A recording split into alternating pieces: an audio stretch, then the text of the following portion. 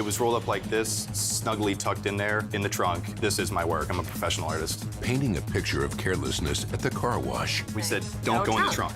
Do not go in the trunk. Painting worth $3,600. But finding the truth is a fine art. When you got the painting back, it was damaged. She's having a hard time to close the trunk because the painting was getting caught. Next, Judge Judy.